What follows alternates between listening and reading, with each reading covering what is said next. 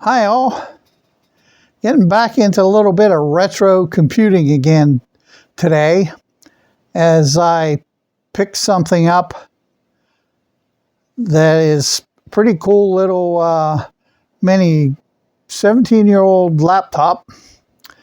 First I wanted to mention the next project I got going. I have this Philco 1941 radio here.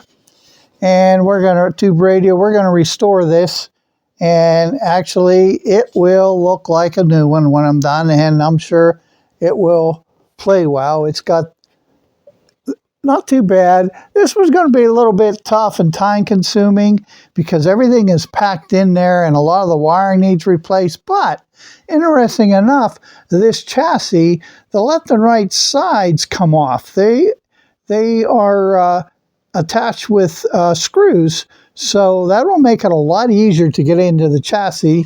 And this whole front piece is replaceable. I ordered a replacement that a fellow is making on his 3D printer, so we can have this guy playing and looking like new. That's down the line here, but today I wanted to talk about this cool little mini laptop. It's 17 years old. I wanted to talk about some retro computing, some operating systems and such. I'm going to open this, show you the opening that I opened in shortly on this little guy, and we'll talk about his specs. I mean, it only weighs 2.9 pounds, little Fujitsu Lifebook, and it's pretty cool. The screen actually changes and you can turn it into a tablet, which is nice, and it's lightweight. And I wanted something OS based, and I was looking for something this small for a long time, but this guy was brand new and has enough ports and things to do some things with. But as far as retro computing goes, a lot of the gamers like to play the old DOS games. Okay, I suppose people are finding out about that, and I know the Chinese are selling some small handhelds, the 8086 handhelds, supposedly for the old DOS games and apps for those who want pure DOS, and also they have a 386 version out. I do know that, but let me tell you, don't waste your money. Don't waste your money on those. Those are fine, but you're going to come to a point where you're going to have a piece of software that's just not going to run well because of the processor, especially if you're using it to play old vintage games. This one here, it shows this is the 8086 version, and actually they have Windows 3.1 it looks like on it, but forget using Windows 3.1 on an 8086 or an 8088 PC. It's gonna run slow. It wasn't designed for that. And the 386 version, you're gonna be hampered with a lot of the games. If that's what you're interested in doing, don't waste your money on these. Buy something small, faster if you want retro, handheld DOS gaming, because you're going to hit a point where you're going to be the money you spent, and you're going to find software that's not going to work unless you're going to run 80s software on them. And, even the 386, even 90s software, if the games are just not going to play good on them. I know from experience, believe me, I've been there, done that. I grew up with this stuff.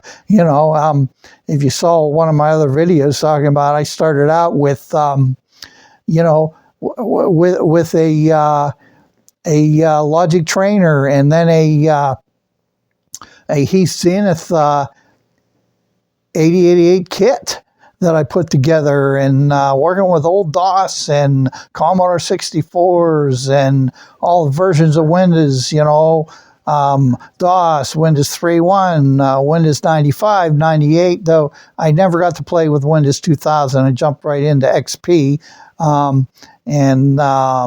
Then Windows, I skipped Vista, and because I really, it at the time with what I had, it took up too many resources on the PC, and Windows 7 worked just fine. That was actually one of my favorite OSs as far as Microsoft. And then you get into Windows 8, which really, it was bad in my opinion, and 10 and 11. But I have ditched Windows on my main PC. I'm running Linux. I've played with Linux all throughout the years. And this little PC, this Fujitsu here, the little life book, it's a P1630. And it runs Linux fine. It can be a daily driver with only two gigabytes of RAM. So, hey, it's all on what you want. But let's look at the specs of this a little bit before I open up and show you what was in the box and how everything came. And we'll go through a little bit of the specifications here. Let me throw that up on the screen, and I'm going to go over to my PC. I have the same thing up on my PC screen here, and we'll go over it. This little laptop, it was quite a nice little toy of the day, and it was oriented toward business because it came with Vista Business, which that was pretty cool back then. And it did the job, and it was very portable. It has a 1.8-inch hard drives in it, and it also came with sensors in it. So if you tilted it, or if it recognized, I think IBM did this with and some of the others with their PCs, because the hard drive would get wrecked if you dropped it because it was so small. But it would sense that and actually shut the drive down to prevent damage. But look at these specs here.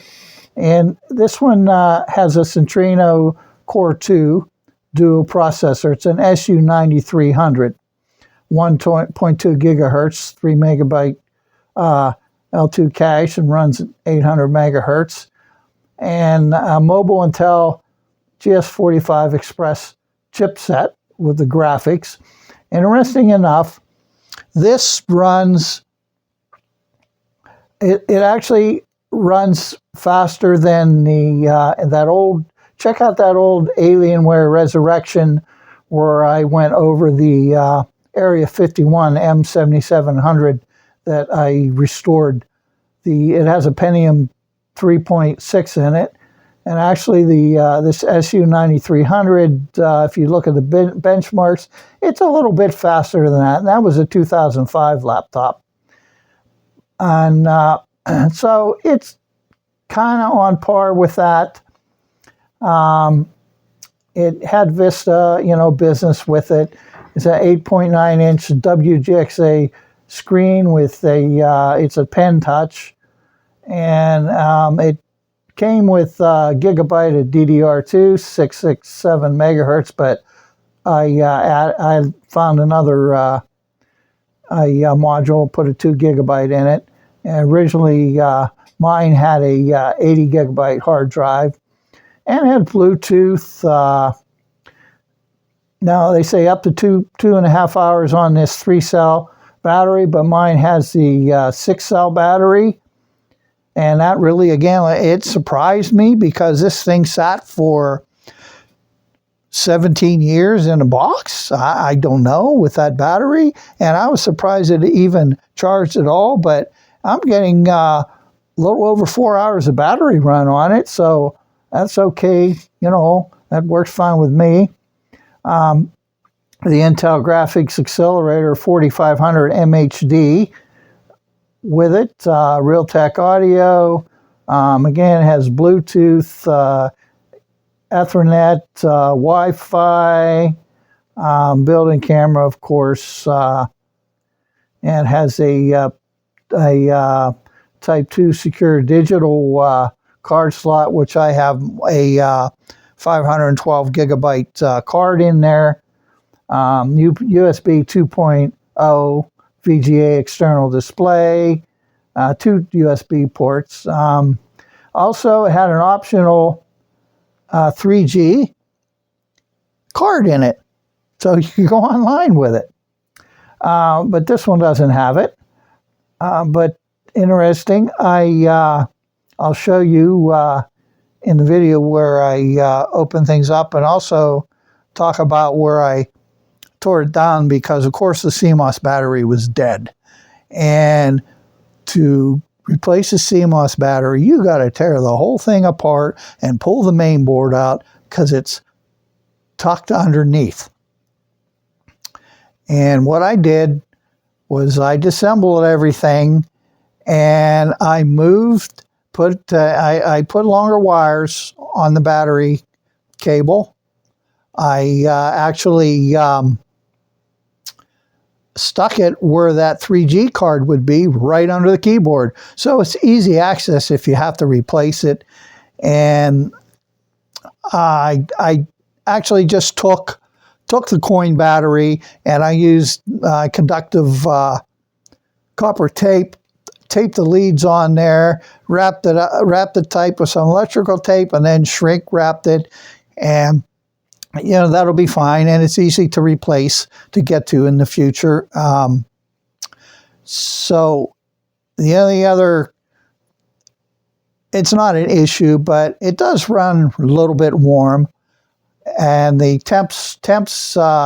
Fahrenheit temps can get up to, when the CPU's running at 100%, you can get up to 170 degrees or 80 degrees centigrade, but I think they designed it to run that way so it would be quiet, because the fan really comes on full tilt when you first start it up. But when it gets up to about 130 degrees Fahrenheit, the fan kicks on really slow. And as it gets warmer and it gets up to around 155, 160, the fan kicks up a little higher, but you can hardly hear it. But I've put a lot of load on it, and it doesn't go any higher than 80 degrees C or 170 Fahrenheit. So the max temp on these CPUs are Fahrenheit's 212. I think it's 101 centigrade? I'm not sure, but it's within limits. But I've tried, I'll probably mention this again, I tried all the different software, fan speed control software, but don't seem to recognize, I haven't found anything yet to recognize what chips are on that board. I may tear it apart again, and if I can look and see what's on the main board, because if you look at this, the heatsink, is pretty, it's thin aluminum. And you can see the fan, and actually right here, well, let me see, right here is where the CPU sits, and the Intel graphics is over here. So it's close to the fan, and I thought maybe of making something out of a heavier copper, or even taking this, and I don't know if it would do any good, because it's still, the fan curve is not going to go any higher than what it's doing. And the hard drives, again, 1.8, this is the Toshiba that was in. These are neat little 1.8-inch hard drives that works. And I've got an SSD in there. I'll talk about that in a little bit, of what's a Micron 250 gigabyte. And and it was one of the reasons why I ended up with the OS that I have on it. Also, you can use a compact flash card in one of these adapters. These work pretty good. This is a 64 gigabyte Ultra DIMM A7. It runs pretty fast, and that works well in there. Actually, I had this in one of the old XP laptops, and it runs pretty good. And it's very fast. It's a lot faster than the old hard drives. I think this is a 50 400 RPM. I'm not quite sure. This original hard drive here, though, it's an 80 gigger, but the current draw is 700 milliamp, and the SSD draws half that. It draws a little less than half that, so you're saving some power there. But let me show you the unboxing that I did with this, and then I have some screen recordings that I did of. I ended up with Windows 7. Yes, you know, there are other OSs available, but if this was a daily driver, I would be using a version of Linux, Antix. It uses less resources than all the others. I've tested all the other lightweight Linux on this unit, and actually Antix runs the best. But there's reasons why I stuck with Windows 7. I put a lot of my old software, and just for the fun of it, put a lot of the old games on there. And actually, I have the Gall Gap running on there. I have Steam running on there. There's a way to do that. And just for the fun of it. And you know what I'll use it for? I'll mess around outside in the summer, you know, on the porch. And it's a nice lightweight PC. And watch a few ball games on it through the browser. And I have Firefox ASR running. But let's look at the unboxing and move on to a little more here. And see what you got for your $2,100 back in back in 2008, shall we say. So what do we have here? We have the little laptop itself. Let's pull that guy out, and see, it is small. I've got some ideas for this, maybe even on the bench, because I want to make a camera system for working on, you know, the small PC boards. And this would be great to record on. Now, you can see how small this guy is. You can hold it in your hand. It has supports on the side, has couple USB ports, your audio, memory card slot, and on the other side has a PCMCIA slot, which would work good for a video capture card, or this has USB 2.0 on it. You could get a old PCMCIA card that has two USB 3.0 ports on it. Battery goes up front there. Let's see, how do we unlock this thing? Good question. Oh, just pulls up. Battery sits here, and a nice little screen moves around, and you can flip it around, turn it into a little tablet. It has a actual pen that comes out with it. So this will be an interesting little device to mess around with. I think the idea that it's small, you could do a lot with this, even with Linux. Lightweight Linux on there. You could play your games, you could type, you could do whatever you want. And I'll probably have multiple OSs on here. I have a 512 megabyte little Evo card that I could use for extra memory storage on this.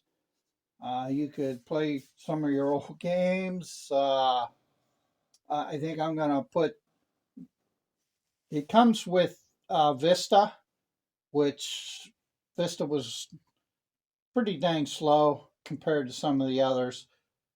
But it has a downgrade to XP, which I may put XP and put all my old XP software on it. a lightweight Linux. I've tried a couple, we'll talk about that later.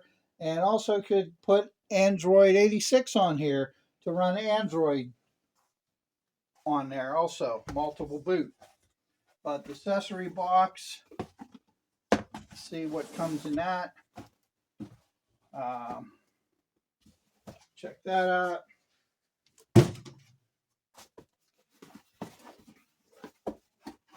Accessory box, you get, oh, this is, oh, how about that?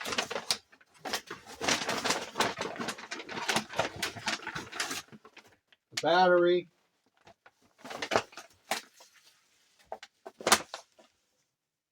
I don't know what this bag is, but you have the battery here, and that might be able to rebuild it. I think this is the this is actually the bigger battery.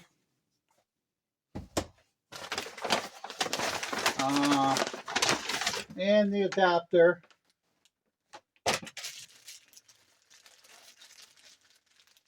AC adapter, and we have the restore discs, which I do believe, see if we can pop this open without destroying it. These are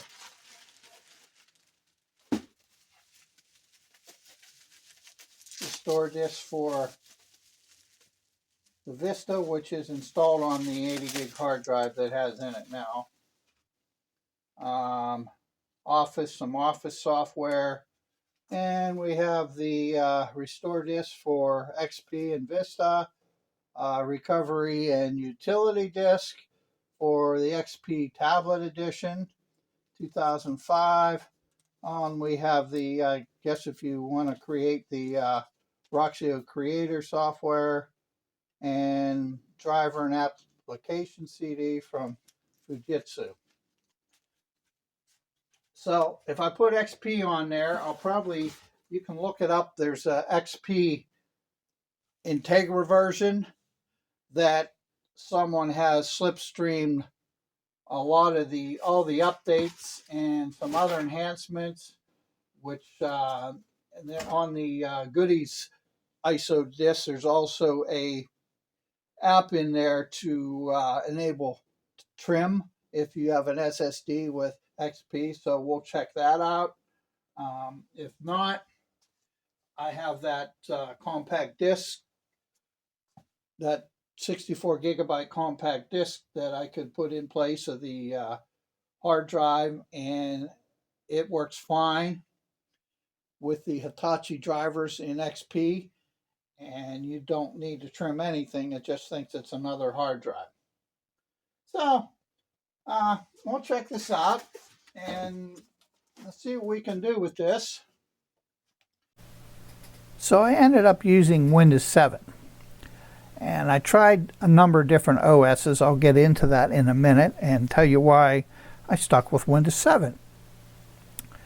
First, interesting is the battery life on this. This is a 17-year-old battery, and it really surprises me. It's been in storage all these years, and right now you see I have 2 hours left, 47% remaining, and I actually knew they expect this battery pack to get about 6 hours or so, but I've been getting around 4 hours depending on what I'm doing. Now, if you are running an intensive load on here, of course, you're going to get less battery life. Everybody knows that. And the temperatures, if you notice, I have them set for Fahrenheit. I'm using core temp. 154 degrees, 154 on both cores right now, but it can get up to 170 if you're doing something intensive or playing a game, depending on the load on the CPU. And right now the fan is running at a very low speed, and as it gets up into 165, it'll kick on a little higher, but you can barely notice it. But the fan does come on full tilt when you first boot the computer up. but I haven't found any software yet that can recognize the chips on this board to be able to control the fan speed. I'd like to step it up a little bit, but I think they were more concerned with battery life on these, and considering this CPU, this SU9300, the critical core temp is 212 Fahrenheit. So 70 or 170 is okay. It's not going to damage it. The bottom gets a little warm when you're doing something intensive. But I tried a bunch of different OSs on here, and this could actually be a daily driver for someone with Linux. Now, there are two really good full-blown Linux you can put on here. One is Bodhi, but NEX uses the less amount of resources. When it's all said and done and NEX is loaded, Antix gives you, it was around 299 megabytes of memory used. That was it. And of course the usage would go up, especially with a browser. Browsers seem to hog a lot of memory. But it was a really smooth OS, and if this could be a daily driver with NEX on it.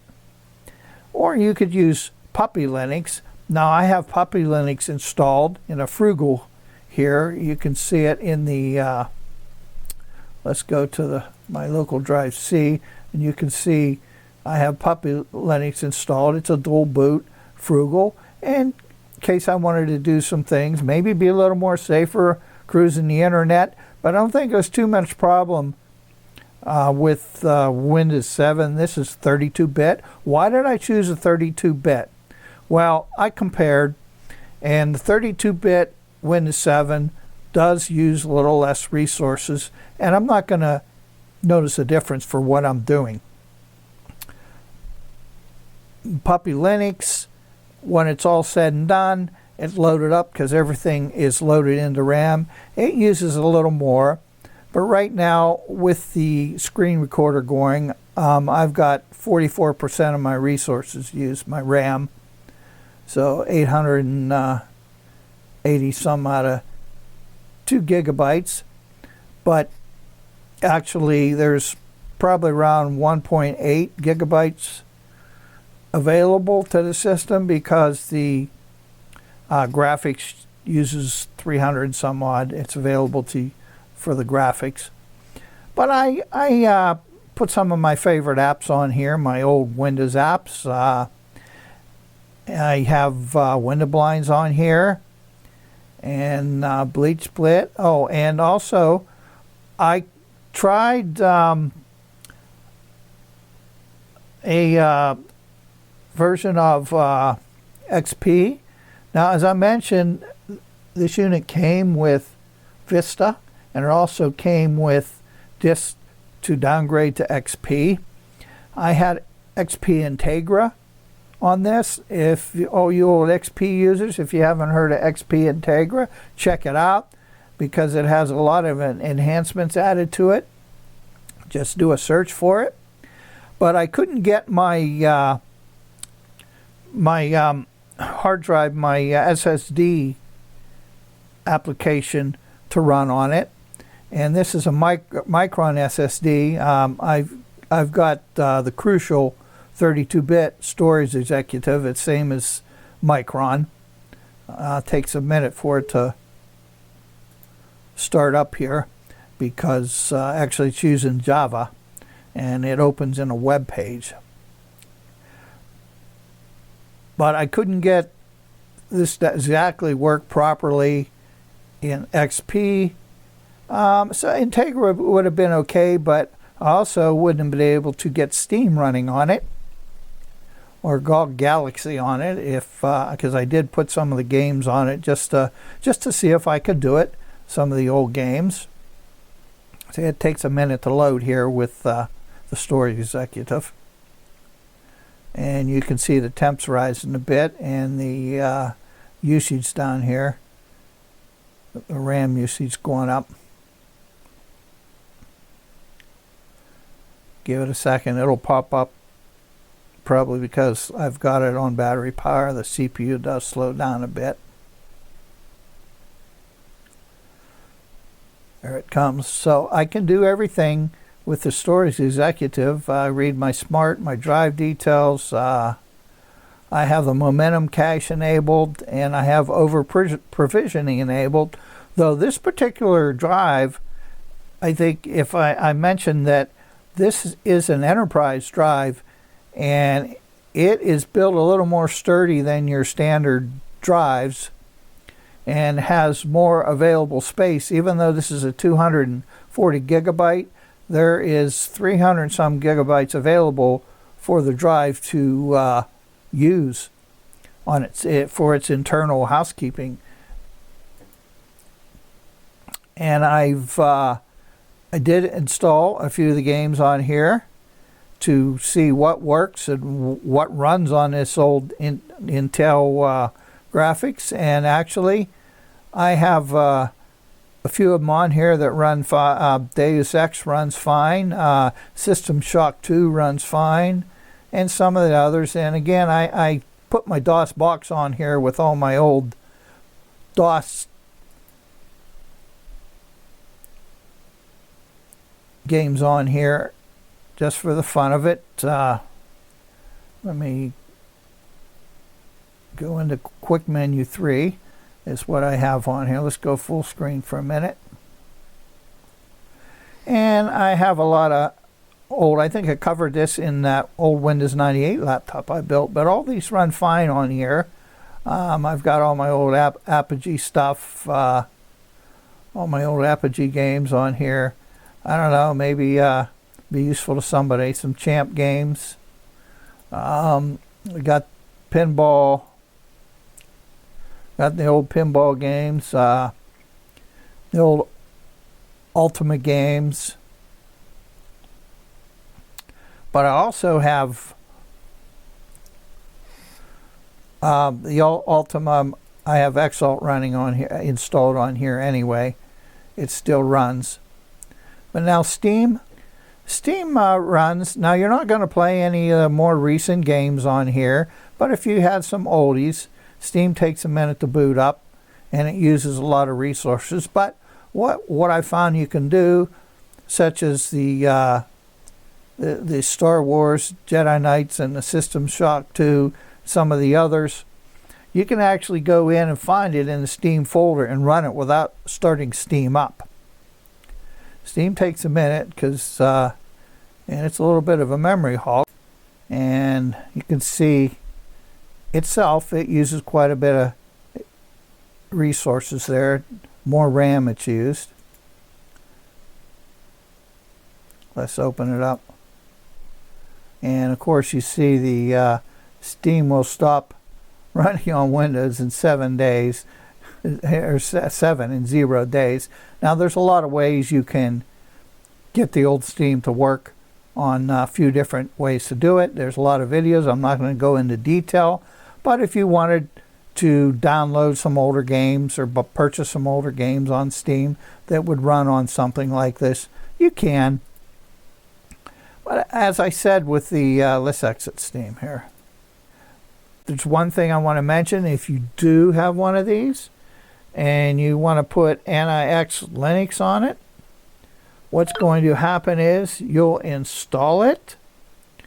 And let's see, I have some notes here. You'll install it and it'll boot up. It'll get past the grub boot screen, but it's going to hang and you'll have a flashing cursor in the left corner and nothing's going to happen. There's something to do with the clock in this when it's booting up. So what you have to do is when you come to the grub screen, you just click edit and look on the line where it says quiet. What you want to do, add before quiet, you want to add the word clock source, CLOCK SOURCE equals HPET. That's to that boot parameter. You want to add that in there, and then hit your, I think it's F10 or F12 to continue booting. It'll go ahead and boot up. Once you do that, you can go into grub and add that to the boot to the line, and then run your from the terminal grub config or update grub, excuse me. You can update your grub, and it'll boot up fine after that. You won't have any problems. But and that could be a daily driver on this little laptop.